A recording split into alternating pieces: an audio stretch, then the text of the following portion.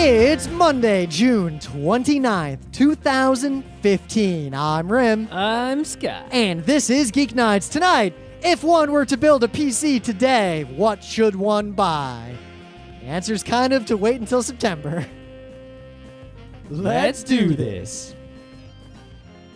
So this weekend, despite it being summertime, the weather was not the greatest weather. It was actually really good that the weather was crappy because I had a lot of Kineticon work to finish, and had it been sunny, that might not have gotten done. I also had a lot of Kineticon work to finish, as well as cleaning my apartment, which is the dirtiest ever. It was so dirty that I dusted, and the spot that I dusted immediately upon looking back upon it, as the dust sweepy thing passed over, had dust on it. I gotta tell you, once I bought that fancy air filter and I just leave it on whenever I'm not home, that really cut down on the dust in the apartment. But should I really spend some bunch of money on a big loud machine? Thing is, the difference is I have more need of it because we also have a lot of bunny fluff floating around the apartment. Also, I leave my windows open. Oh, yeah. If you leave your windows open, that's your air filter versus Queen's at that point. Pretty much. You should see the filth that is on, like, in the windows, like on the windowsills and whatnot. I washed the outside of my windows not that long ago. The squeegee turned black. Yeah, I need to get a squeegee. Anyway, that's what I forgot to buy on Amazon. Anyway, I got a really good squeegee, by the way. So after I did all the cleaning of I cleaned from the back to the front, so everything went out the front door, right? It's time to do the laundry that has been piling up. So I go to do the laundry, and my laundry room changed from using quarters to using a magic card a while ago, and I've talked about how you can hack the card or whatever, right? Yeah, your apartment building also seems to have the slowest fucking washers in the world. They're a little faster now since they changed them. Mine are 22 minutes. These are like 40-something minutes. I could not live like that. So you live like an animal. Maybe I'll bring my clothes here, because when I went over to the fridge to get the card that is attached to a fridge magnet, it was not there. What? How do you... Did someone steal it? I don't know. The card was gone, and the card is basically cache because it stores all its information in itself. There's no internet or database, so you could hack the card and fill it with a bunch of money if you could decrypt it. But the card was gone. I searched for it in all likely places, and it was gone, and I figured, well, there's only like at most $40 on there, probably less. There's only one option. You must have put it somewhere weird and forgotten about it. I always put it back on the fridge, but it wasn't there. Well, apparently you didn't. So I went downstairs. I'm like, maybe someone left their card in the laundry room, and someone did. And I checked the serial number, and it wasn't mine. So I'd go to try to fill it up with money on the internet, because that's how it works. It's really weird. And it says, nope, that card belongs to someone else. Fuck you. And I'm like, alrighty then. So I filled out the form. Wait, so you tried to steal someone else's card? No, they basically. left it in the laundry room, just like it had been there for a long time. Okay, how long? Like 2 minutes? It had 75 cents left on it. It couldn't even do one load. So I put the card back, and I fill out the form to say, mail me a new card. But meanwhile, I can't do laundry. I can't put quarters in. You have to have the card. Well, you could bring your laundry here, but that means going home and taking the subway and not So biking. I gave up as much laundry as I could to the Greek lady to wash for me. I hope it's ready when I get home, because I don't have any clothes to wear. I am out of underwear. In fact, I bike to work wearing my bike shorts, but I can't wear those like in the office because they're a biker diaper with like the big pad on the butt. The chamois. So, the chamois. I just took it off and hung it in the server room and just put on pants that I leave at work and was commando. Because I don't have any more clean underwear. Just wear dirty underwear. Well, so or I can wear your loincloth. I have boxers and loincloths, and those are fine. But I can't really like bike to work in those or anything. My actual like nice underwear, like the super tight, like the sports ones, those are all dirty. And dirty sportswear smells like dead things. Like that shit needs to be washed. The smell won't escape your pants. It might, Rabbit. It might. Anyway, so that really sucked. I couldn't do my laundry. It's funny how the failover scenario. I couldn't even carry all my laundry to the Greek lady because I only have 2 laundry bags. When I pick it up tonight, I'm probably going to bring her some more. You waited too long to do laundry. I did wait a very long time to do laundry. I would have noticed the card missing probably closer to the time that it went missing, because who knows how long it's been gone. It's funny because my work had something happen where like it's a good chance it may have just fallen off that fridge magnet thing and into like a bag and got thrown out in the trash. That's not infeasible. No, it's very feasible. I would not leave something important stuck to my fridge. It came with this magnet. Like, it was intended to be put onto this magnet. It has like a little card sleeve. I have one drawer, and in that drawer is everything important. I have a drawer as such, but that drawer also includes other things. Yeah, you know what that drawer has? My wallet, my passport, my keys, my extra credit cards. My second wallet has the shit I don't have to carry everywhere I go, like Oyster cards and stuff. I'm going to put, when I get the replacement card, it's probably going to be empty. I'm going to fill it up with new money, which sucks. But I will be sure to put it in a better place, and I'm probably never going to lose it again. Yeah, you know, as much as I'd like a card like that in my apartment building, those systems I'm not super trusting of. Like the RIT one never worked that well either. The RIT one was better because at least that one used internet. Exactly. This Except one- when the system was down and then fuck you can't do laundry. No one can do laundry. There's no fail-safe fallback. That's also a problem. At least with quarters, as shitty as they are, the fallback is I can go to the bank and get quarters. They should let you use quarters when the thing isn't working. I, in fact, only recently burned But then through... they have to send someone to pick up the quarters. That's why the system makes them so much money more than quarters do. Because now they have to whole employee they don't have to hire if the money just gets sent to them. Also, that is true. Like they also get the money immediately. Like there's 75 cents on that card in the laundry room that no one's ever going to use ever. They got that 75 cents and no one had to do any laundry. Yep. They also don't have to pay for any water or any soap or anything. All they do is maintain the machines. That's it. Yeah. It's like install machines, maintain them, money just comes. It's the greatest business. Have one customer service person on staff for anyone who calls with a problem with their card. Well, that's what, like in the old days, like crappy businesses run by old people, they'd rather you pay cash because they don't want to pay those credit card transaction fees. Yep. Modern smart businesses, they'd rather you pay with your card no matter what because handling cash is a pain in the ass. You notice too, all modern hip businesses have a garbage, like sometimes they don't even have a cash machine, like a cash drawer hooked up to their POS. They have an iPad with a square or something on it to process payments, all automatic. And if you pay cash, they're like, and they get out like a change box and just shove the money in there because cash is such a tiny minority of what they do. Mm. So in the news, this is relatively recent news. I'm kind of surprised how little people are talking about it. But this news builds upon a lot of things that have happened recently. And by recently, I mean over the last few years. So I'm not going to explain it all to you because, frankly, you can read this shit on the internet. But if you haven't been paying attention, USB 2 is like super old and obsolete. USB 3 has been a thing for a long time. I have a lot of USB 2 devices and a lot of devices that use USB 2. Now, yeah, but it doesn't matter because USB 3 is 100% backward compatible. That is true. The problem with USB 3 is that the cables on the B end are way different and kind of stupid. Mm-hmm. So if you ever see like a phone or a device, like a hard drive, that on the hard drive end has like a USB-B connector with like this other bullshit connector stacked on top of it, or like a USB micro that has like another micro kind of stuck next to it, that is how USB 3 connected for the most part. So a lot of people, and also the A end is different. People just didn't realize It's just the same shape, so it fits. Yeah, but it has more connectors. Like Yes, there's it a bunch does. of different stuff. Yes, it does. So, long story short, Thunderbolt was sort of the successor to Firewire, which is completely dead at this point. Mm-hmm. Even though all pro audio stuff pretty much still requires Firewire, and that's not going to go anytime soon. As a result, that means I need Firewire because we still use a Mackie Onyx. I'm not replacing that thing. That thing was real expensive. But USB 3 kind of came about, is useful, is kind of adopted, but Thunderbolt, way faster, does a lot more things. USB 3.1 has come out.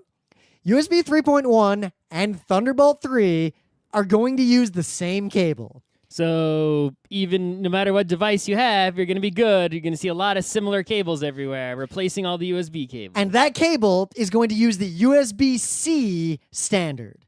Now, I've talked about this on an older episode of Geeknights when I realized that nobody seems to know how USB works and what an A end and a B end is and why now we got a on-the-go was a C bad end to deal idea. with. So USB-C, it doesn't matter what direction you plug it in.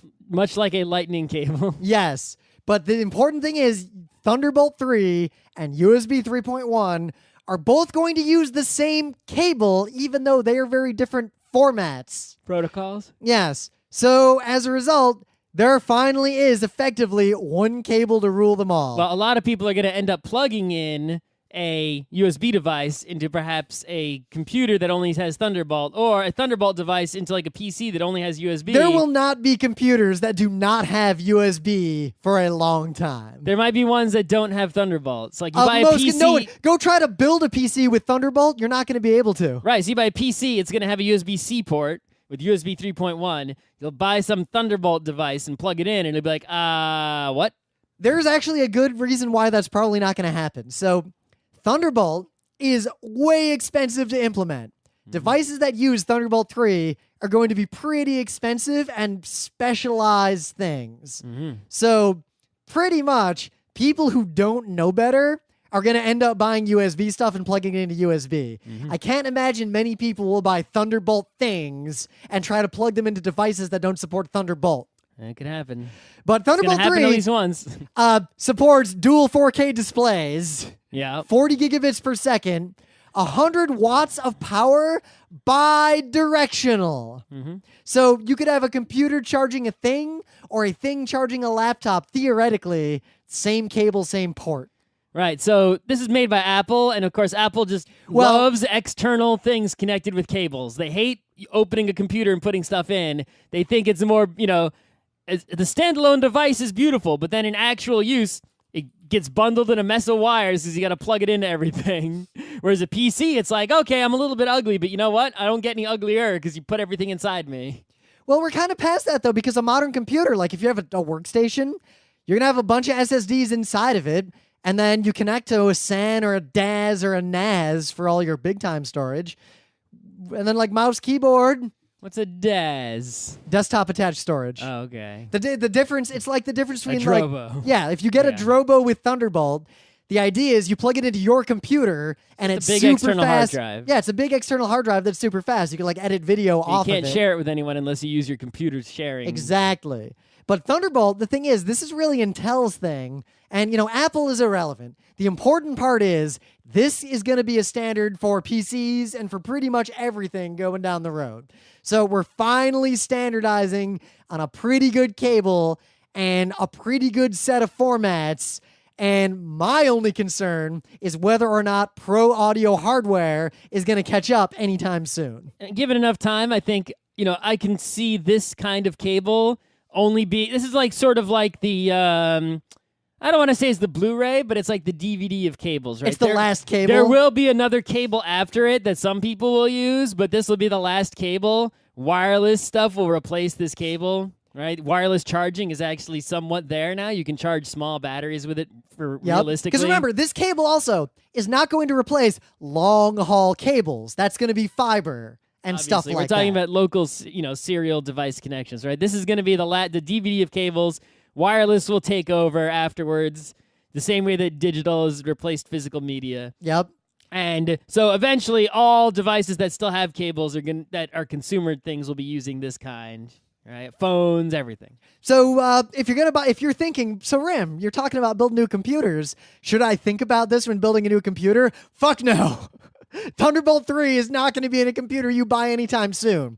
I thought if you buy a Mac today, it'll have it. Yeah, but if you buy the trash cans, you listen to Geeknights. If you want a performance desktop, you're going to buy a PC. Sure. So my advice to you, if you want to be forward compatible in regard to this, is to, one, stock up on cards that will do FireWire, like a PCI E1X card that'll do FireWire. Find one, they're like $20, that works with all your FireWire shit. Buy 4 or 5 of them because they're cheap and hoard them. Because FireWire is dead. And then the next computer you buy does not have a PCI Express slot. Yes, it will, because PCI Express has continued forever. We'll talk about them in the other bit. Do you know what the current PCI Expresses are? Like X32? No, it's still X16. It's the same as it was in 2008. Okay. Except there's 2.0 and 3.0. So there's the 16.4 versus the 16 or dual 8s. Mm-hmm. And I'll talk about it in the main bit. Whatever. My computer's way obsolete. But do that and make sure whatever motherboard you get, if you buy a new computer, has 2 PCI X16 slots for your video card and maybe 2 video cards.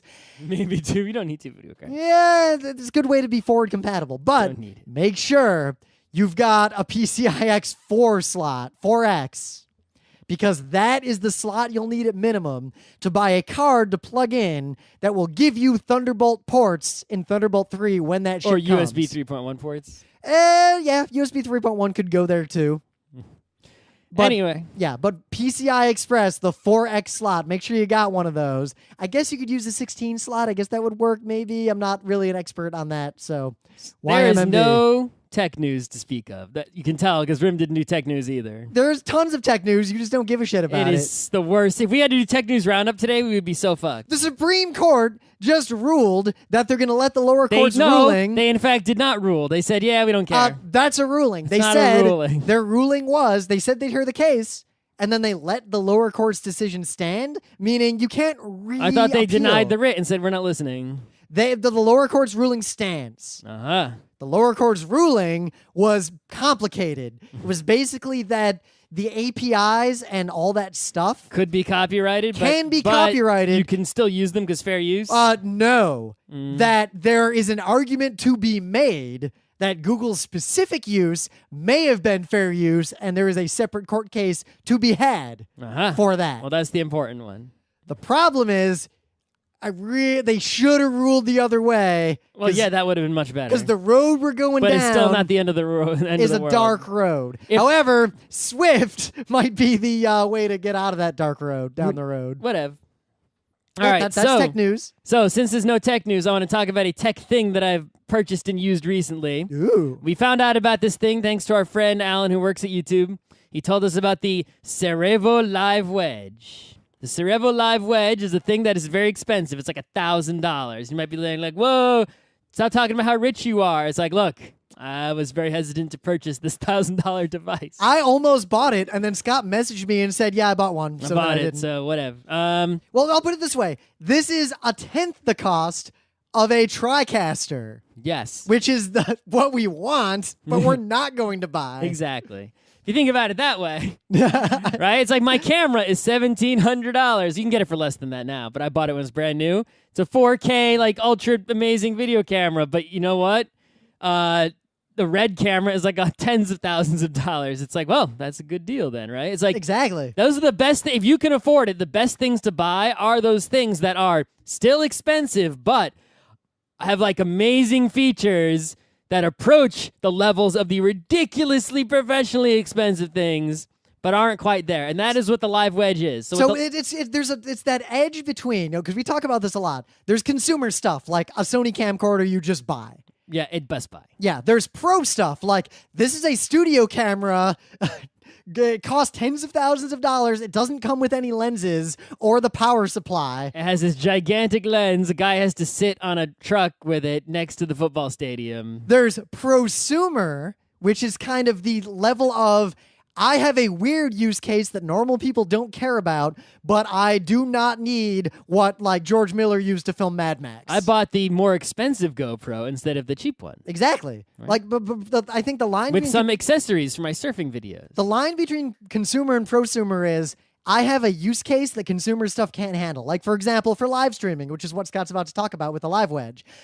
If you're a consumer, then you're probably just going to buy... You can use a webcam, Yeah. or you're just going to use some software on You're your going to use like computer. XSplit, maybe, or probably just OBS. Right. It'll all just work fine. If you're more serious, you'll buy the Elgato. Yep. The Elgato is not a professional piece of equipment. No. But it edges into that prosumer territory because it's a dedicated piece of moderately expensive hardware that It's like solves... $100 and something bucks. Yeah, and it solves some problems that a lot of people who are doing live streams do not have. I want to live stream my Xbox. Yep. Or I want to live stream a device with a separate device. Mm-hmm. Like I want to live stream my computer with a different computer doing the actual streaming, possibly with multiple cameras or audio or whatever. Yep. I have a complicated use case. Right. The Live Wedge is kind of like it's in that twilight zone between prosumer and professional. It's So either the it's made by some weird Japanese company called Cerevo that no one Yep. ever heard of. And the way it works is it's really quite small. You didn't realize how small it is until you get it. And on the back are 6 HDMI ports, 4 of them are inputs, 1, 2, 3, and 4. Yep. One of them is the output. That one you plug into a TV and you'll basically see what is being streamed in real time. And the other one is the preview, and that shows you on the TV if you plug it in. Basically, it cuts your TV into 4 boxes like GoldenEye, and you can see the 4 inputs, right, and what they are. So you can, like, if you have 2 TVs, you can sort of have the actual output and the 4 boxes, and then you can sort of switch between the 4 inputs like it's a real TV show. Like, camera 1 is, Rim's face, and camera 2 is Scott's face, and input 3 is, the board game they're playing, and input 4 is, like, the logo, Geeknights logo, and you switch between the 4 like it's actual TV. Yep.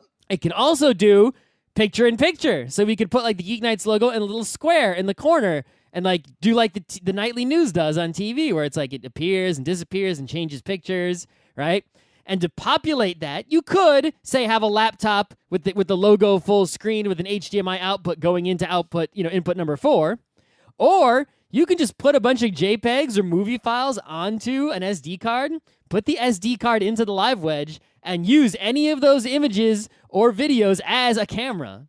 So, like, if you have a recorded video, you can make that, right? You can, like, do a whole fucking nightly news show with this thing. It's ridiculous. Yeah. Now, the other important thing is that it has all those sort of features for command and control. Like, you can also have a separate from all that audio channel. Yep. There's a red and white RCA audio input that is separate from all the other... you still get audio inputs on the 4 HDMIs, but there's a separate audio input, so you can have, like, just commentary while you switch between different views. So think about this. Like, here's the example use case. You're watching a karate tournament, and there's 4 mats where people are fighting, and you're the commentator, and you can, you see the fight starting on mat 2, so you push the second camera, you start talking, that fight ends, you switch to mat 3, that kind of deal. So you set it up to where, like, the audio you got 4 cameras with 4 HDMI cables coming in. Yep, so the audio from each of the 4 cameras will come in, whichever one you're looking at, maybe at, like, half volume or quarter volume. You can, there's a mixer, you can switch it. And then at full volume is you talking no matter what, you talking through the mixer that's then connected to the live wedge. Yep. Now,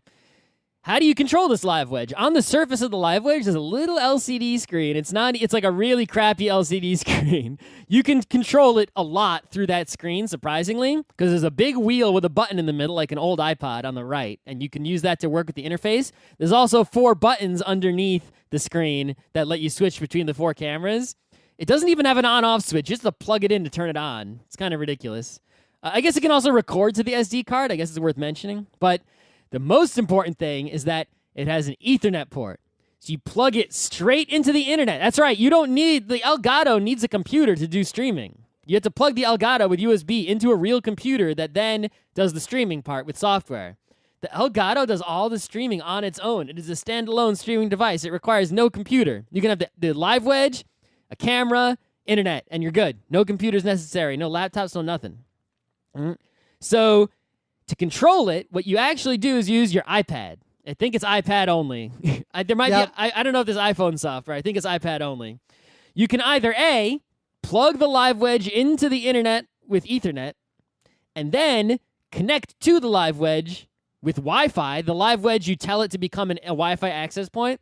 You connect your iPad directly to the live wedge and then open up the live wedge app, and now you can control it with the iPad. Or you can, if you have really good Wi-Fi, have the live wedge connect to the internet with Wi-Fi, and then as long as you connect your iPad to the same network by Wi-Fi, it will see the live wedge on the network and connect to it with the app. So now you have an awesome tiny screen just to control all this stuff live. On the screen, on the iPad, you can control everything. The picture-in-picture, which camera, mix the audio, the settings, check the YouTube, check the Ustream, check whatever. You can do everything in the iPad app. It's a little bit finicky in the user interface, but since they got some firmware updates and some app updates, it is now stable. Like, there's no crashy bits or anything. It's just a little finicky interface-wise. It also does some other fancy shit, like green screen and chroma key type stuff. You can resize the picture-in-picture and move it around. It does transitions. Like, when you switch from camera 1 to 2, you can do a cut or a fade or a wipe or all kinds of, right? It does all this kind of stuff you don't realize that it can do. And now, until you mess can do around that with it. stuff in post-production if you're making like a big video. But this is live stream. It does it, right? Yep. Real time. So think about the two uses. Either we can live stream complicated events with high production values, or we can record things like we normally do, but we can do most of the post-production live. So like The Daily Show, you upload the video that night instead of a week later. Yeah.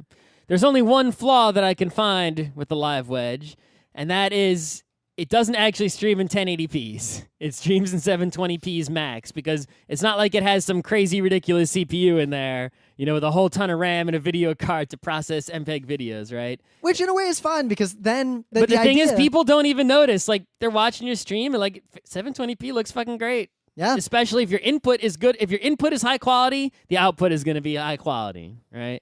Though I got to say, because we uploaded our first 4K video to YouTube. 4K looks really good. So but you're lucky if your computer can play it. Yeah, so like I cannot display 4K. So you don't have a 4K screen. No. So to test it, I opened it in VLC and I had it show 1:1. So despite my two monitors, it's like this huge image, like I can only see a part of the image at a time at 1:1 pixel. Yep. Let me tell you, it looks amazing. Sure, why wouldn't it? Yeah, even with like the low shitty light, and you were just like carrying the camera around. Right, but for example, with my camera, I could have my camera record in 4K while outputting to the stream. So that way we could live stream and then later on take the recorded video from the one camera, right?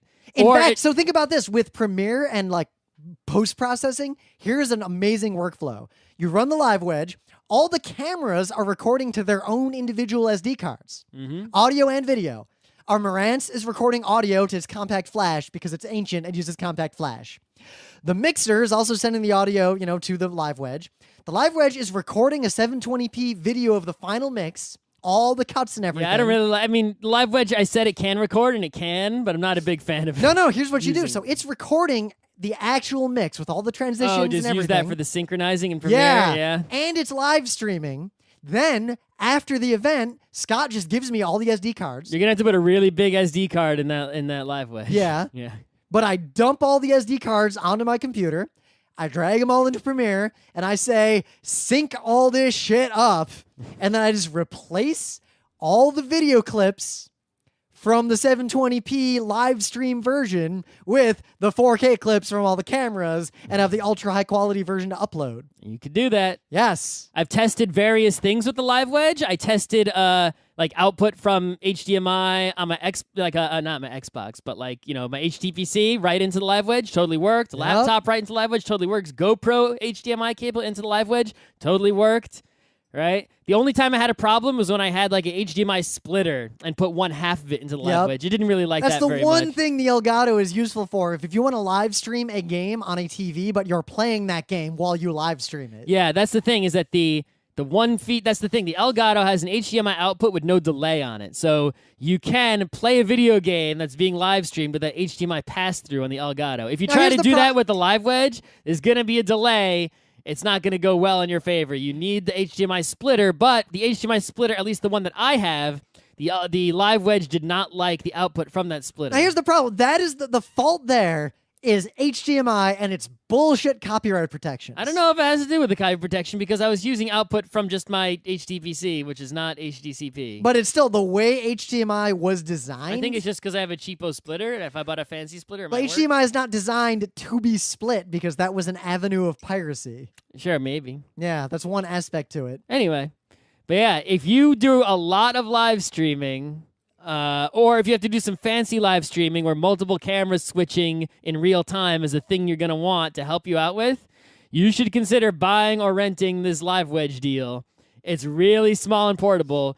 I don't recommend using it unless you are near a spot with, obviously you need to be near something with power, but you can get power from like a big battery or something. It doesn't take a lot of power, but you need to be near some wired internet or some ridiculously fast wireless internet. Unless you're using it just Or to it record. won't be enough bandwidth to stream. Unless you're using it to record and then upload later. But that's the nicest part is that like it just sort of like really, you go to like YouTube, you make a new live event, you go to the iPad app, you see the event there, and you just push stream, and you don't have to worry about any of these finicky settings or anything. Like even though the interface is kind of clunky, it gets it right. It just streams, and the stream, as long as the internet is good, it just streams great. And in fact, even when the internet was bad, it streamed as good as you could hope for in given the bad circumstance. Now, also stay tuned because Scott's learning how to use this thing really well, and we've like upgraded our lighting and like all our other equipment and like those microphones.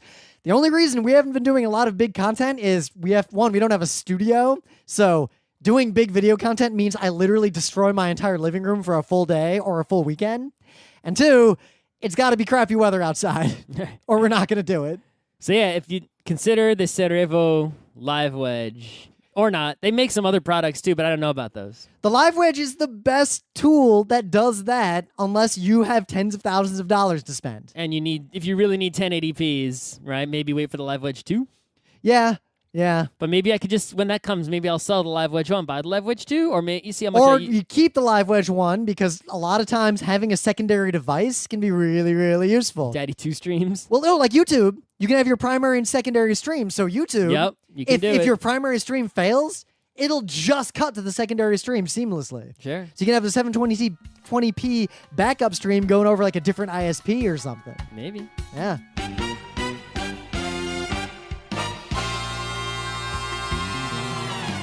Anyway, things of the day.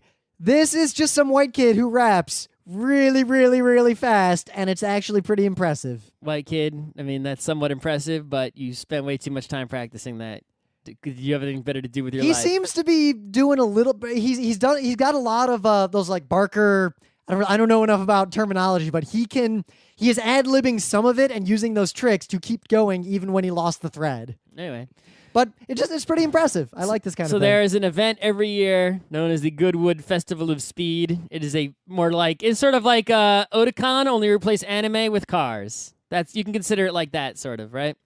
And at the Goodwood Festival of Speed this year, recently, someone broke this particular track, and where it goes up a hill. It's like this little uphill run. It's about a mile long, and they race various things up this hill.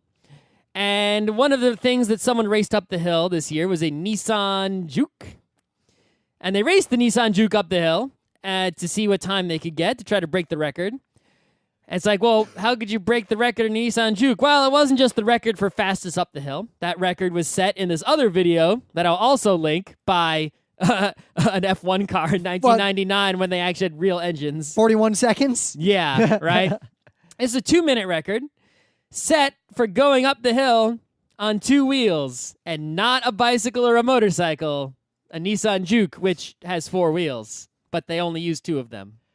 The best part of the video is the advertising banner on the bottom of the car. That is very nice. It's kind of amazing. This guy who does this is apparently like one of the world's best stunt drivers who does like shows and all this kind of cool stuff. Like he'll get out of the car and get back into it and do all sorts of ridiculous shit. So I'm going to try to find that guy's name and search for him on YouTube and see what kind of awesome shit he's done. Maybe I'll be a fan of his. No. In the meta moment, we have uploaded a ton of videos. The most recent one is our 4K video walkthrough of the PAX South, the first PAX South Expo Hall. I watched this video. It actually wasn't bad. Yeah, it is twice as good as the first time we attempted that. We learned a lot. This video is not awful. A little bit of shakiness. Yeah, I tried to use a lot of filters, see if I could get rid of the shakiness. Technology's not quite there yet. I'll bring the is that when I forgot the monopod? Yeah, I think so. I won't forget it next time. Yeah, but stay tuned. We're getting better at that crap, but I think we're a lot better at doing that sort of thing. Do you want to buy me this much fancier monopod that has a Manfrotto clip on the top? You might be better off buying that second Marantz. I'm going to keep using my $20 monopod. But, yeah, the video's actually, the thing is, it was so long ago that when I watched it to edit the video together, because we walked through the expo hall for 3 hours, and I cut this thing down to 20-something minutes of just the interesting things we saw.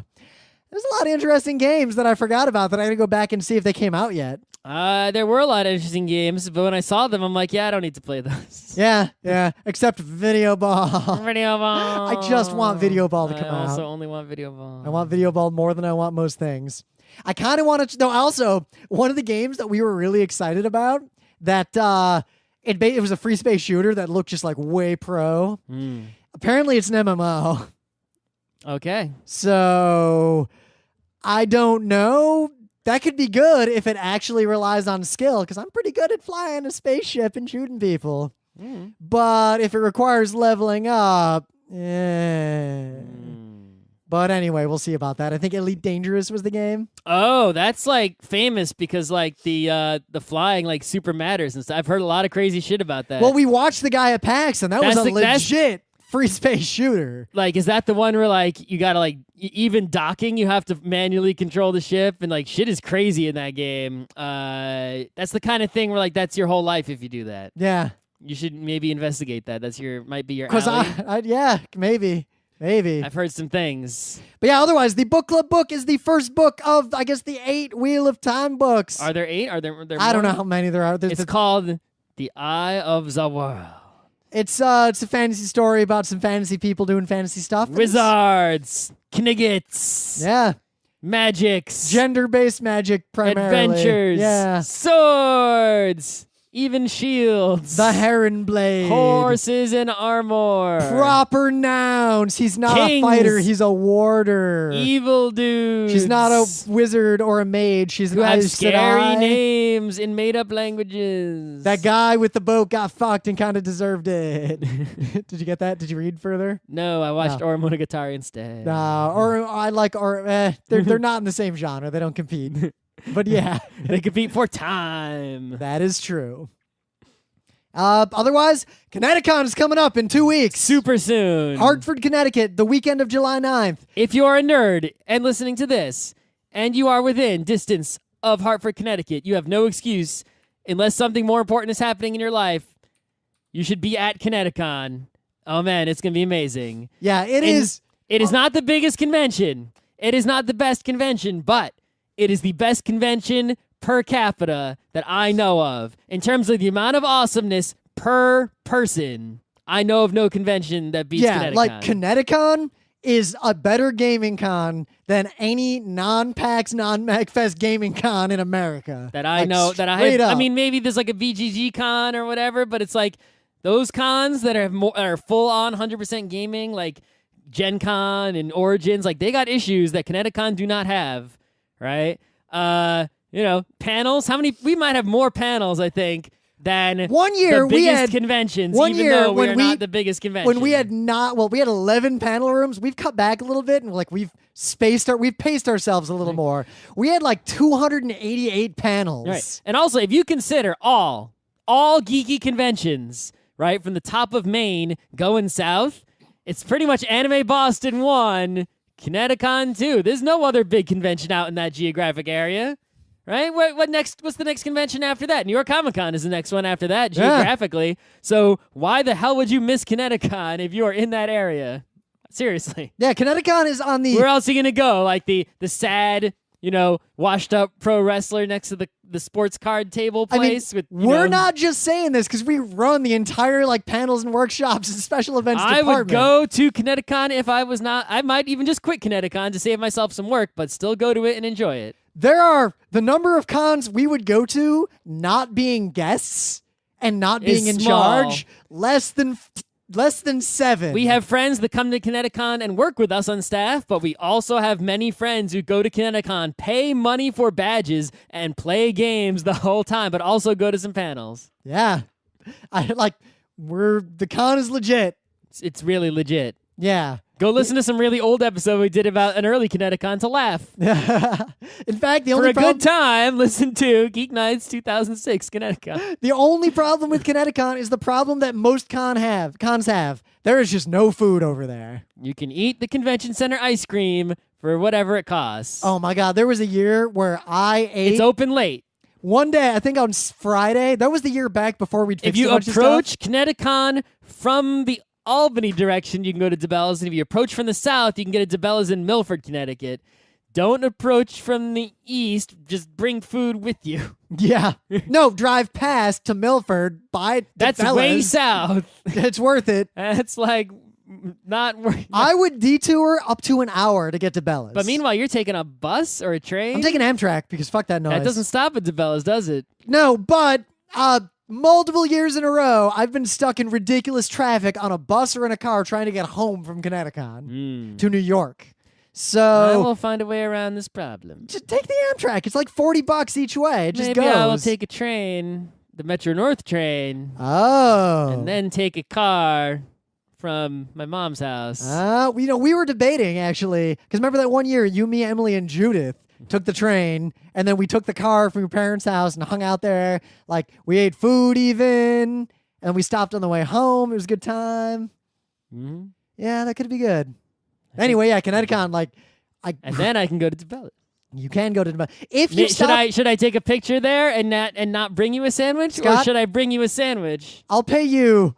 Should I be like my uncle who showed up at the All-Star game that we gave him tickets to in Boston with a sandwich that he got at the deli near his house in Queens, but did not have more than one sandwich? Or should I be a nice person? You should get me a DeBellas.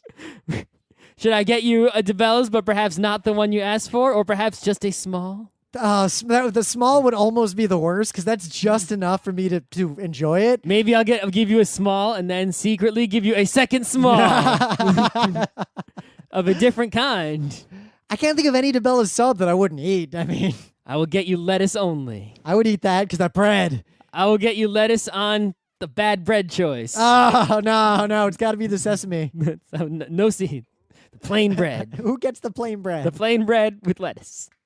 So, Or even worse, plain bread with just American cheese. in terms of the history of me buying computers, because Scott and I both posted the history of computers, because as you said, in 1994, Rim got a 486 SX2. That was the first computer that was in my house. Yeah, I guess mine was 95 because I was 13. But I you got got a the 486 486. DX4 100 megahertz. 4 megabytes of RAM, later upgraded to 8 or even 16, I forget. Mine had 4 and I upgraded it to 8. I had because a 4X CD-ROM. I could install Doom 2 like bam. If I ran out of space on my 700 and something megabyte hard drive, I just uninstalled Doom 2 and installed something else and then reinstalled because it took like 2 seconds. I would play games off the CD-ROM. It was so fast. I had a 2X CD-ROM, and more importantly, because I only had 4 megabytes of RAM, That's half as much X as I had. to play Doom 2 or Doom, I had to use a boot disk or hold F5 when I booted to go into minimal DOS mode, loading no drivers, manually load a mouse driver. I had the vastly superior PC DOS on this IBM computer. you see, No. that originally came with OS2 Warp that I later replaced when Windows 95 It's weird how came Scott out. and I were like completely out of sync in terms of computers. At any given time, one of us had a computer that left the other one of ours computer so far in the dust it was a It seems joke. like such a small difference, right? What, a 48650 versus a 48600? It's like twice as fast. To have a computer twice as fast as my current computer, you can't. I was able to play MechWarrior 2 on the full settings if I full installed, which I could if I deleted a lot of stuff. So in 1997, I got a Pentium 200 megahertz. Whoa. That computer was a god tier computer. Isn't that the computer you brought to RIT? No. Oh. So in 99, Scott got a Pentium 3. Oh, yeah. I bought that with the money I earned at working summer camps That and had what? also That the had dry the cleaner. that had the BX motherboard, right? That is the first computer that I built with my hands. It had the BX chipset, the most reliable motherboard chipset to ever exist. That shit never blue screened even one time. It booted at the first go, and it even when I stopped using that computer, it still worked just fine. If I could find it, I bet it still works. I think it might be in my closet. Yeah. Maybe. Now, it's interesting because there was a long plateau in the Pentium 3 era.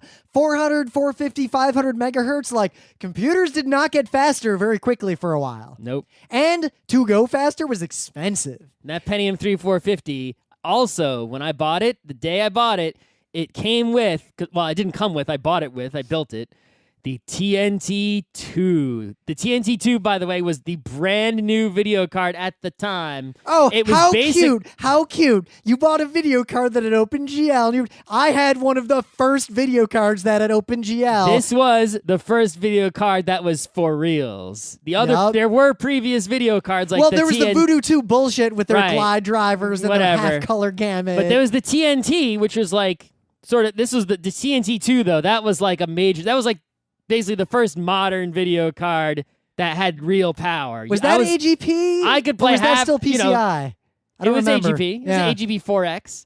I could play, all the modern games like the Half-Lives and the Quakes and all those games at the full FPS. Shogun Mobile Armor Division, right? All the late 90s, early 2000s, Tribes 2. Now, all those games I could play. Now, what's interesting is Scott bought that computer in 1999, and compared to the computer I had at that time, it was like my computer was garbage. I bought it in 99. Yeah. Not 92. No, 99, but mine was 97. Yep. So 1 year after Scott got that Pentium 3. 2 years, Rim's computer was garbage. Yes, but 1 year after Scott's Pentium 3, AMD went from I brought that Pentium 3 to RIT. Rim brought a new computer to RIT. I brought an AMD K7 800 megahertz fucking monster.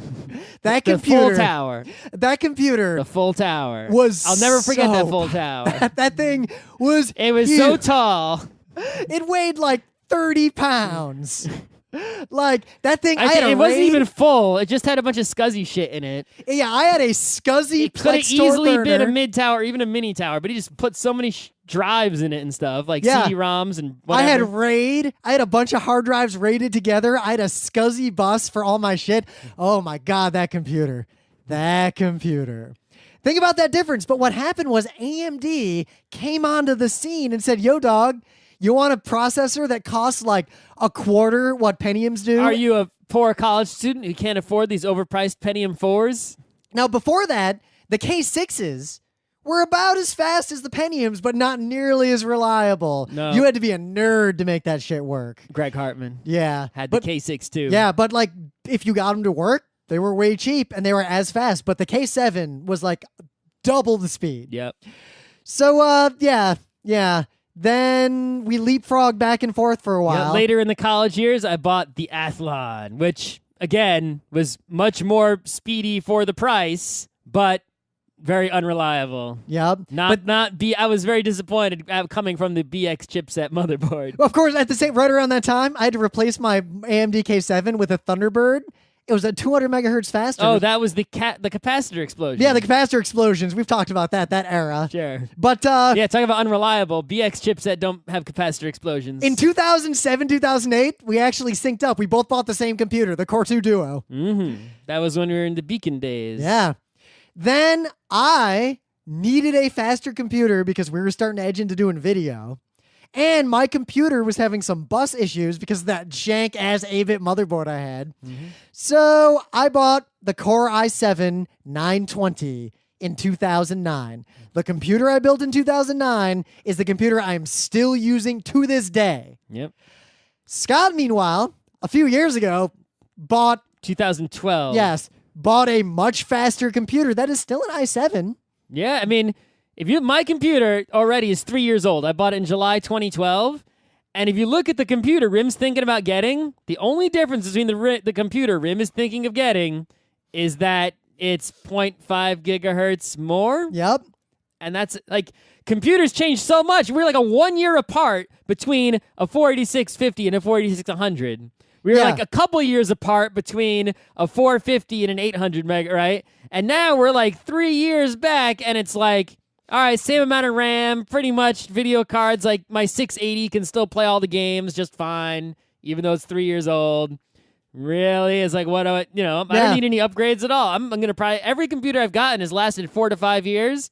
This one's probably going to last 6 or 7, probably. Maybe even 8. So if you bought a computer pretty much from 2011 onward, there's not really much reason to buy a new computer anytime soon unless Moore's yours Law breaks. having some trouble in the home PC department. Yeah, but my computer's from 2009, so that might not seem like that big a deal because, like, I have a Core i7. It is wicked fast. Like, I edit 4K video on this computer, and it works pretty well. GPU does most of the work. You would be surprised how much work a GPU does. That Core 2 Duo, I upgraded the GPU at one point, and that made, even though I didn't change anything else, suddenly everything was way better in the games department. Yeah, to this, my computer now, if I turn off that CUDA renderer in the previews, and I try to even watch a video in Premiere, all 8 of my hypercores just go 100%. Yep. And stay at 100%. Yep.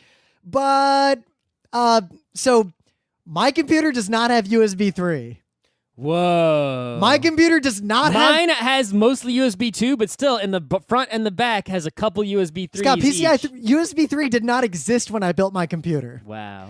My computer does not have PCI Express 3. Whoa. I have two... I don't know if mine has 3. Mine might only have 2. I have two 16X PCI Express 2, meaning there is a warning from my GTX 770 video card that says, yo, dog, you're not getting the full power of this video card. Mine might only have 2. It might not have 3. M.2 did not exist as a form factor. Yeah, no, I didn't have that. I don't have that either. Yeah, but you don't need that really yet. No. I only have 3 gigabit per second SATA, not 6. Oh, I have 6. Yeah, I do not have 6. Yeah, I have 6. So the bottlenecks in my computer... But not on my drives support 6. So here are the bottlenecks I'm running into. One, if I want to use like OBS to like live stream a complicated game on my computer... Now, some things I can use my GPU. Well, you can use the NVIDIA to help you out with that. I can for some games, not all games. Mine works with XSplit because I paid for the XSplit. I can do it with pretty much everything. True, but like OBS will also use the video card. If you want to use the shadow play, you're saying. You won't use the shadow play, but I can still use CUDA to do the rendering. Right. But there's all these ancillary things going on. Like if I'm doing an emulator, like emulators are not that CPU efficient. And there's a lot of things. Basically, 3 gigahertz is the sweet spot. You want to be just above 3 gigahertz. I got 3.5. I've got 2.7. That's how fucking old my Core i7 is. Is there really that much difference between 2.7 and 3.5? Yes, there is for I guess a few between things. 2.7 and 4, that'd be a big difference. Yeah, that's the right? thing. If I build this new computer for like $400, not even, I can have a 4-core, 8 cores with hyperthreading, 4 gigahertz Core i7. Not bad. Yeah, not bad at all. But there's also the other things I'm running into. My OS is on a spinning disk because when I built this computer, when I built the computer, I installed Windows on a 32 gigabyte SSD. Because let me tell you what, in 2009, SSDs were not cheap. Nowadays, Windows won't fit on a 32 gigabyte SSD. Yeah. I transferred it to a spinning disk. It would be a giant pain in the ass to transfer it back to an SSD. I have a small SSD, but I also have a big one that I bought. I have a 256 and a 128. Nowadays, you can get like terabyte ones. Yeah. So But- here's the thing. If I build a new computer, I can get a 512 gigabyte M.2 SSD, which it looks like a RAM chip. Yeah, pretty and much. literally just stick it in the motherboard Yep. on a special connector. Yep. So my you OS... you don't even need SATA ports. Yeah, my OS and all my apps... Which is the best part about that is that you don't need to wire a cable from the power supply over to the drive. Yeah. You just put it in the motherboard, it's done. That's Yeah. the best part of it. Yeah. So the other thing is, it'll be 6 gigabits per second instead of 3. And I/O is the single biggest bottleneck. Now, not even the fact that Windows is on a spinning disk, because actually, that doesn't matter much because of ready cache and I have, so much RAM. Like, that doesn't matter. Yep. My computer is slow when I reboot it for like an hour, but once it's like everything's cached and in RAM, it's fine. When I'm doing video editing and I got a bunch of 4K videos, they're on SSDs. They're on 3 gigabit per second SSDs. That's actually not enough, and my disk I/O buses max out when I'm doing a lot of things. The other real bonus of the M2 thing is that you can have a really small case. Yeah, I really don't like big cases It's like anymore. the GPU and the power supply are the only big things left that go in the case. Otherwise, you could pretty much have a flat motherboard, right? And that's it. You could have like this really flat computer that's ridiculous. Yeah, like the video card is except gonna for take the up- fact that there's a GPU and a power supply, right? If Well, you could and just I'm gonna shrink have a bunch of express cards for like FireWire and right, stuff. but like if you don't need the other stuff, you could maybe lay the GPU sideways and save a ton of space, but that power supply is just hanging on the edge there. It could Yep. still be really, really small though if you wanted it to. Maybe a specially shaped power supply, like an L-shaped one. Yep. I don't know. But, all these other things like USB 3, I'd really like to have. Yeah, that's good to have. So I was specking out, and I spec'd out what computer I'd build today. And I spec'd out 2 versions. I spec'd out the I need to shave money where I can. Like, yeah, there's a $350 motherboard, but this $210 motherboard is pretty much just as good. Like, you can shave like 800. What is the difference between a $350 and a $200 motherboard? So you want to know the difference? What So- could the difference? Why would I ever buy the $300 motherboard? That makes no sense. Well, one, I can't imagine what it does So, that I would need. here's what I've been thinking about. And I realized this because I did an experiment in 2009. That's a ridiculous motherboard you don't need. I can see it from here. It is a ridiculous motherboard you don't need, except there's a few things. What? It's ridiculous plastic covering it to make it look not cool, but the plastic gamery. cover means you don't have to dust it.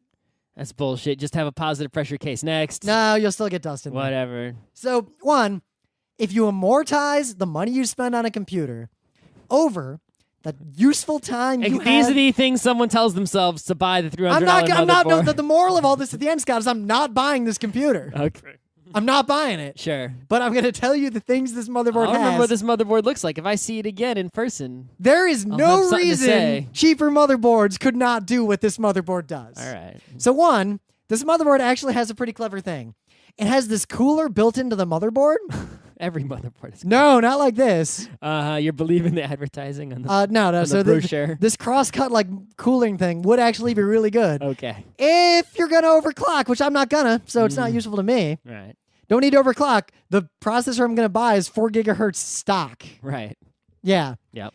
But so here's the thing: when you put RAM into it, you don't have to push it down with both sides and then click it. All the cards, you stick them in from the side and just push them down from one side. They're designed to slide in from an angle with only one clippy.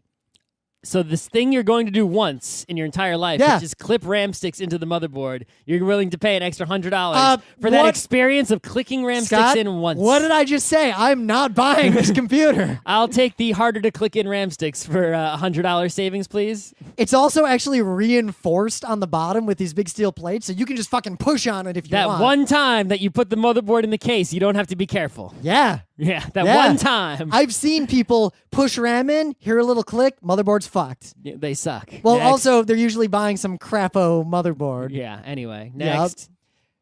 Doesn't really have much else to offer that actually matters. Fuck this. Why are you even talking about this stupid motherboard? Other than it has twice as many USB 3 ports as any other one of those motherboards. Oh, how many? 1, 2, 3, 4, 5, 6. And then it I has have 4. It's it not has a big deal. 6 USB 3s, 2 USB 2s, and a bunch of other stuff. Yeah, I have 4, so it's not a big deal. Yeah. But other than that, like the more expensive motherboards, unless you're overclocking or doing something weird, like they have all these things that only matter if you're fucking with the computer a lot. Like it's all these buttons and Yeah, things if you're on the taking back. RAM in and out all the time to test a bunch of different RAM sticks, absolutely I'm buying the extra $100 motherboard. Yep. It's got like extra buttons. Like you can do a memory test just by hitting a button on the motherboard without even booting I it. do that so often. Yeah. But so that's I'm what always, I'm saying. I'm always slightly wary of stuff like that. Like, really? Is there a problem with this motherboard that I need to keep doing memory tests all the time? Maybe well, I should again, if you're like overclocking or some crap. Sure. Yeah. Yeah. But even then, think of it this way.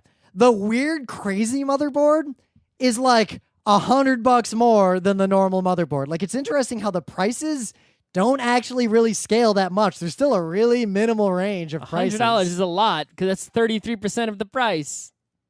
Yeah, but in the grand scheme of a computer, if you're buying a computer for upgradability, the money I spent on that computer in 2009 amortized until 2015. All the things I spent money on forward compatibility kind of washed out. Mm-hmm. But the real sweet spot is that right now there is pretty much one processor to buy. The Core i7-4790. It's 4 gigahertz. It's $350. It's 4 cores. Costs as much as a fancy motherboard. Yeah, but you can buy the much cheaper motherboard and this processor. And That's the good move. it comes with a stock cooler that works just fine. Yeah. If you're not going to overclock, which you shouldn't. Shouldn't. 32 gigabytes of RAM is like $150. I still have 32 gigabytes of RAM was cheap when I bought my computer because I had 32 gigabytes of RAM then and I still do now and I've never filled it up even when I had like a virtual machine minimized and I was playing a full screen Scott, game. I filled up my current computer. And an Adobe app open. My minimized. current computer's RAM is actually really slow. And my web browsers are open and minimized. You want to know how old my computer is? My computer has something that disappeared. 6 DIMM slots, 3-way interleaving in the RAM. Whoa. That's gone. Okay. That doesn't exist anymore. Okay. So I have 6 DIMMs in my computer right now. I have 4 8s, I think. Yep. But yeah, for like $1,200, you can build an amazing, badass computer, assuming you already own a video my card. computer was like not that much money. Well, maybe actually was this the time that I spent too much money? I forget. Yeah, I looked at I went through all my old Newegg invoices to I think the figure reason out. I can't look at it right now, but I think the reason mine is expensive because I went all out and got the ridiculous 680, which is like the top of the line video card at the time. Yeah, see, assumes I'm not buying a video card, but it assumes I'm buying a really fast M.2 SATA, like, 6 gig per second. Yeah, I don't include the storage in the cost of the computer. I'm including the storage because now storage is the primary bottleneck. I may have to buy some storage, though, even though I'm not buying a new computer anytime soon, because I have SSDs. I have a big SSD. I think it's a 512, for my OS and program files. And then I have a smaller one. I think it's a 128 for, like, the Adobe app swap space. Yep, I have a swap space It drive. used to be my primary SSD when I had in the Core 2, and then I, moved it down. I just cascade all the SSDs down to less important duties. And I've got a NAS, which has all my backups and all sorts of other stuff, but I still have some giant magnetic discs for, like, my documents, my photos. Yeah, so nowadays, I was right? looking. Videos. You know how much a 2 terabyte, 7200 RPM spin and disc cost? How much? $60. Are you sure that's not the weirdo, cheap, unreliable Seagate one? Barracuda, like, you know what? Just buy 4 of them and put them in a RAID 10. Like, Right, I think when Windows 10 comes out, I think I'm going to buy and replace my magnetic discs with some other bigger ones so I won't run out of space for videos and I can I'm going to have more comfortably edit the videos. I'm going to have all SSDs for everything except, like, video that I'm not working on anymore. Like photos and stuff for there. I'm just gonna get like 4 2 terabyte drives and just RAID them up and just stick them in the case. Because that'll make my Lightroom workflow a million times easier, frankly. Yeah, I just wait for Windows 10 so I can do the clean install and everything will be beautiful. Yes, also Windows 10 is gonna have some really fancy drive volume stuff, so like wait for that. Like how's that gonna work? So you know how Windows can kind of do like RAID stuff now on its own? Sort of. It can. It's actually pretty good. It's not worth it. The word on the street is that Windows 10's volume management obviates the need for some of that motherboard bullshit RAID. And you can So you just tell it like, hey, these 4 drives, they're actually one drive, and it just does it? And this is the kind of parity I want. And it's actually performant and cool, and some smart people have been telling me some stuff about this. I don't want any parity in my computer, right? Because I'm basically... yeah, you do. I'm just using backups on the NAS, which is parity. I want more space and speed in the computer. Yeah, but the thing I'm drives working on are right now. so cheap that just do a RAID 10. I have 4 discs. 2 of them are just mirrors of the other 2. The discs are I need more $70 space in each. You'll have 4 terabytes of usable space. 4 terabytes of usable space, 100% redundant with double throughput on reads. That'll cost I guess you, right now I've got a 1 terabyte and 2 500. So Scott, that'll cost you doubling my space. under $400. Yeah, it's cheap. That's cheaper than a Drobo, and you so don't have to cheap. buy some proprietary external thing that then, Lightroom freaks out because, like, the NAS is asleep or whatever. That actually would be nice, though, if you could get, like I was talking about before, the small computer, if you could just, put the video card on the side and make the power supply smaller. Yep. If you can get the really small computer that still didn't sacrifice anything power-wise, then the DAS suddenly becomes great sitting next to that, right? Because you can just like shove the DAS under the desk somewhere with a long cable, hide it away, keep the small computer within reach so you can hit the power button, and then it's just all monitors everywhere, mouse, keyboard. Yeah. So anyway, the whole sum of all this is what I decided is, like, Scott doesn't need to upgrade. I do need to upgrade, but there is no reason to upgrade right now because when I built my computer in 2009, it lasted until 2016. The computer I built in 2015, I guess, because I'm going to buy it before the end of this year, but near the end of this year. September is when to do it. Wait till September. Why September? Because if you wait a little bit longer, Intel Skylake is coming. Okay. The next Intel architecture. This is the TOC. This is the architecture change. The big one. This replaces Broadwell. Broadwell had a really short life. Okay. Skylake actually is a big jump forward. What are they doing in Skylake that's so big? Skylake 1 is going to support DDR4, which is already starting to appear. Okay. So DDR3 is reaching end of life. Skylake specifically is going to backward compatibility support DDR3. In case you have some 6-liner. So you can build a new computer at the end of the year with a brand new Skylake Core i7, like ridiculous thing, but with existing RAM that's super cheap. And then 2 years later, when DDR4 is cheap, just upgrade. Mm-hmm. Is it going to be that much faster to have DDR4 instead of 3? DDR3 was that much faster than 2. Was it? Yeah. I don't remember that. Yeah, there was RAM getting faster mattered a lot. It's just we've been in this DDR3 Like I don't even notice the difference. What 1333 for a long time. Anyway. Yeah. Also, having more RAM, having it faster kind of matters. There's tons of other stuff in Skylake, but the gist of it is that Skylake is going to start having support for things like Thunderbolt 3 and the motherboards and the chipsets. Supposedly, there's a new chipset coming, the Sunrise Point. They're just coming out with crazier and crazier names every day. As far as I can tell, Skylake is the next like really big microarchitecture shift from Intel. So if you're gonna buy a brand new computer, might as well just start using. We should make a computer hardware company that makes PC parts and use all cyberpunk names for everything. Ooh. Be like, yeah, our new chip, the Matsumoto Taka Drive, whatever. They're only $1,000. But you want to build a computer for maximum forward compatibility and follow the RIM lifestyle of spend a lot of money on a crazy computer and then use it forever. Wait until September, because August is when Skylake supposedly is going to come out. Skylake will have the most forward compatibility. All right, think about this for a second. You look up in the sky, there's clouds and shit. And then a lake. It's just water up there, but there's no ground holding the water into a lake shape. There's just water in a lake shape up in the sky. And for once, birds are swimming in it, fish. It's easy to fall into kids the trap peeing. Of September comes, Skylake. Seaweed. But you can look at Intel's roadmap, you can look in Wikipedia, and you can see Cannon Lake is coming. Cannon Lake is after Skylake. Boom! Sploosh. That's when they go down to 10 nanometers. 10. All right. 10. Here's why this is not a problem. That's not coming out till 2017. So if you're going to upgrade in 2015. Don't wait 2 more years.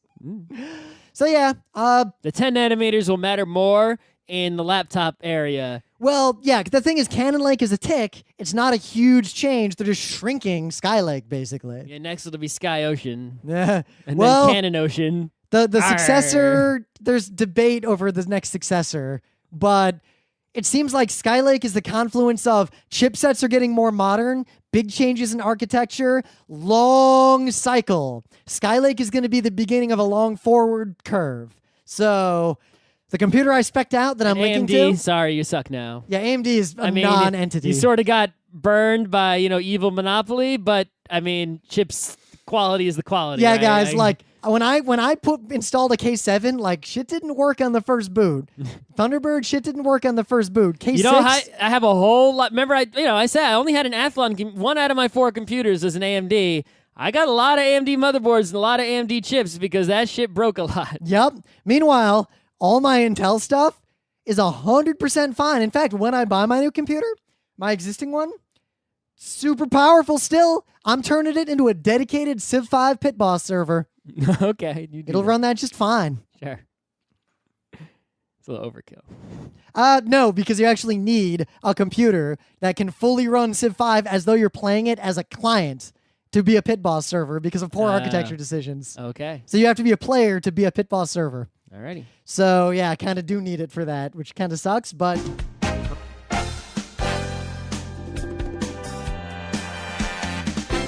This has been Geeknights with Rim and Scott. Special thanks to DJ Pretzel for the opening music, Kat Lee for web design, and Brando K for the logos. Be sure to visit our website at frontrowcrew.com for show notes, discussion, news, and more. Remember, Geeknights is not 1, but 4 different shows. Sci-Tech Mondays, Gaming Tuesdays, Anime Comic Wednesdays, and Indiscriminate Thursdays. Geeknights is distributed under a Creative Commons Attribution 3.0 license. Geeknights is recorded live with no studio and no audience. But unlike those other late shows, it's actually recorded at night.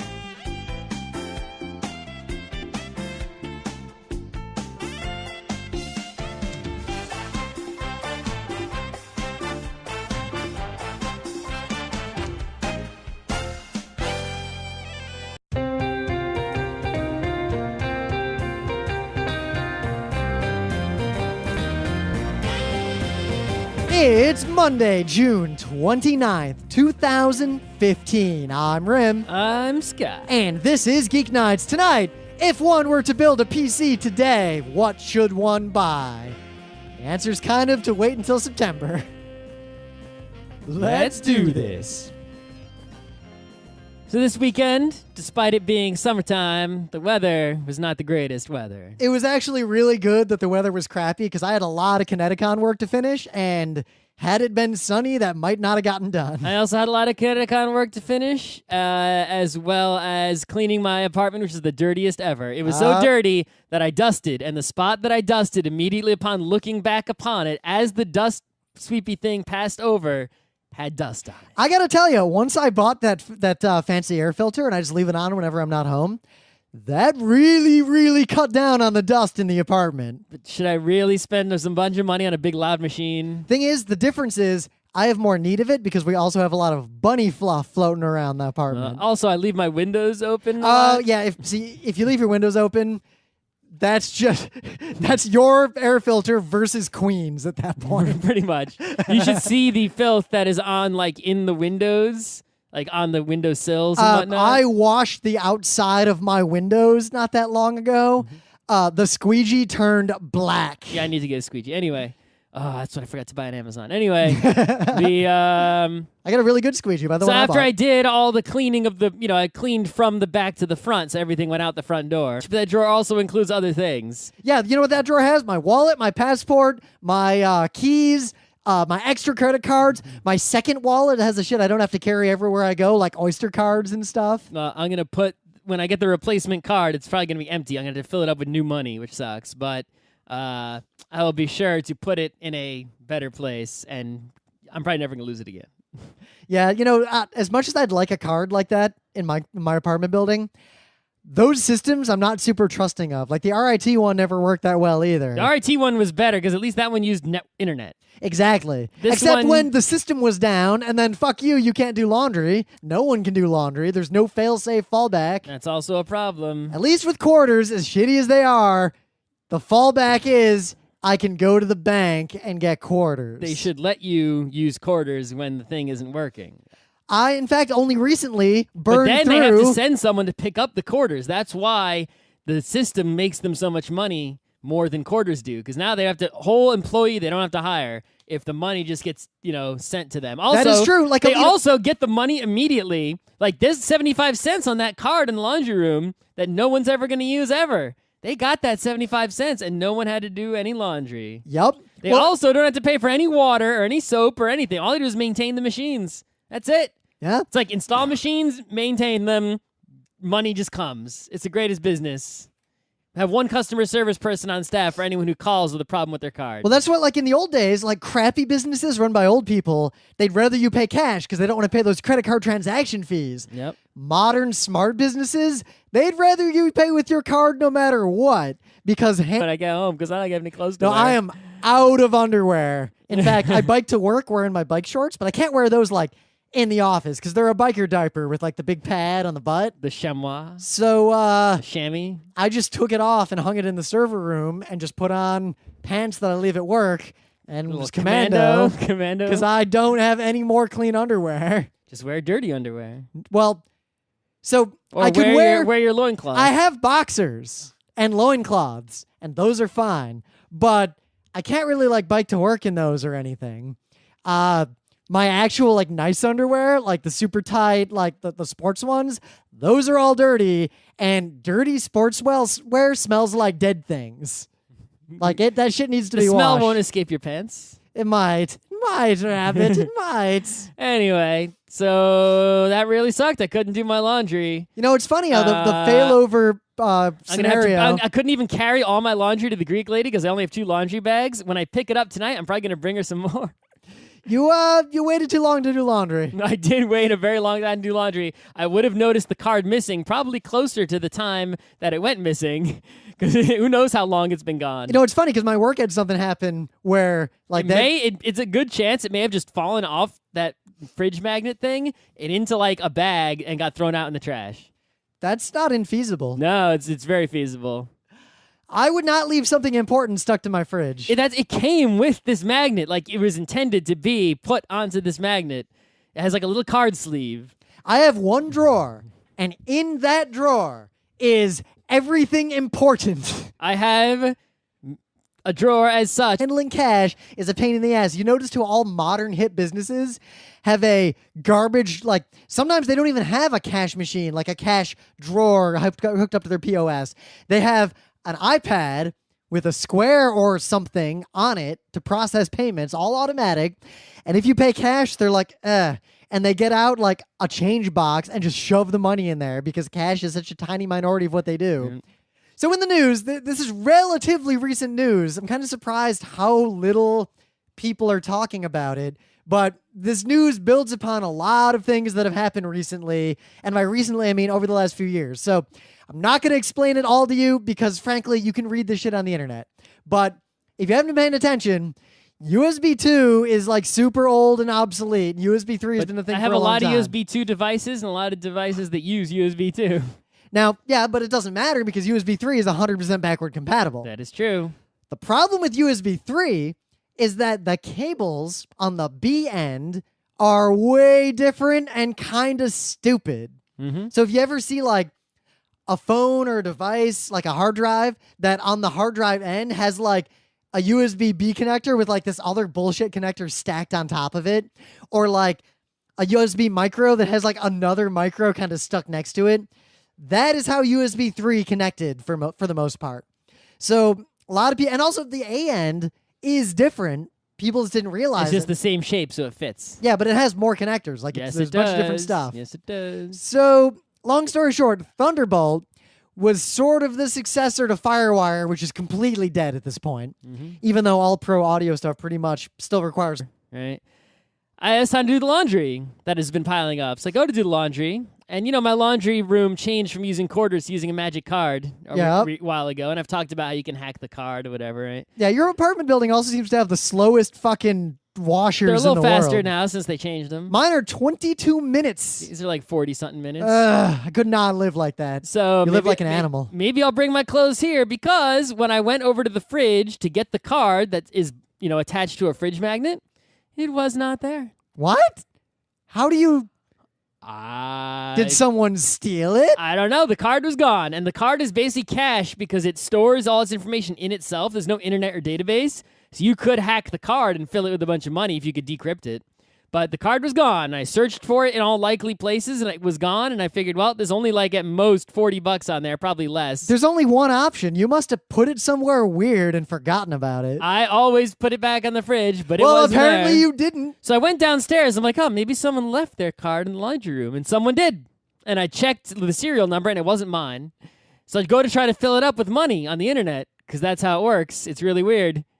And it says, nope, that card belongs to someone else. Fuck you. And I'm like, alrighty then.